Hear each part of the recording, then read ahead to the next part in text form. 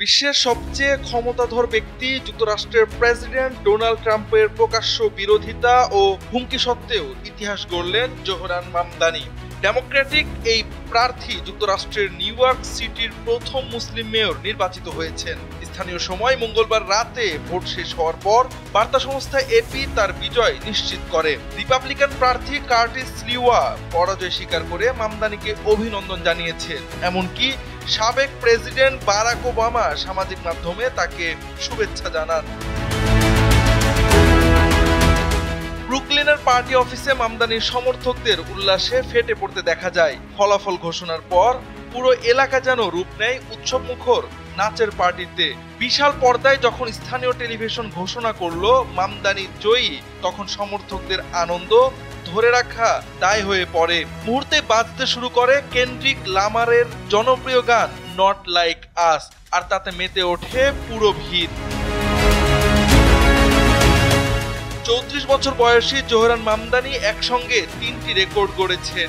তিনি শুধু নিউ ইয়র্কের প্রথম মুসলিম মেয়র নন, বরং প্রথম দক্ষিণ এশীয় বংশোদ্ভূত ও প্রথম আফ্রিকায় জন্ম নেওয়া ব্যক্তি হিসেবে এই শহরের মেয়র নির্বাচিত হয়েছেন।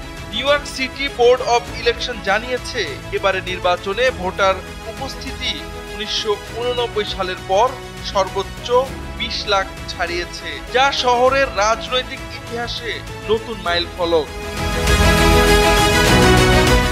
ট্রাম্প আগে থেকে হুঁশিয়ারি দিয়েছিলেন, যদি মামদানি জিতেন তবে নিউ ইয়র্ক সিটির ফেডারেল অর্থায়ন বন্ধ করে দেওয়া হবে, কিন্তু তাতেও থামানো যায়নি ডেমোক্রেট প্রার্থীকে। বরং এই জয়ে প্রমাণ হলো প্রচলিত ক্ষমতার কেন্দ্রের বাইরেও পরিবর্তনের আকাঙ্ক্ষা ক্রমেই জোরদার হচ্ছে।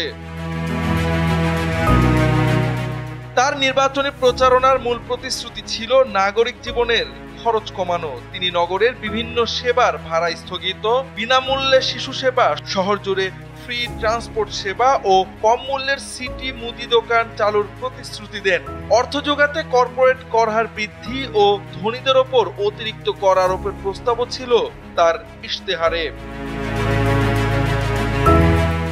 সব বাধা, বিরোধিতা ও হুমকিকে অগ্রাহ্য করে নিউ ইয়র্কের ইতিহাসে নতুন অধ্যায় রচনা করলেন জোহরান মামদানি, যেখানে একজন মুসলিম, একজন অভিবাসী সন্তান আমেরিকার বৃহত্তম শহরের নেতৃত্বের আসনে বসেছেন।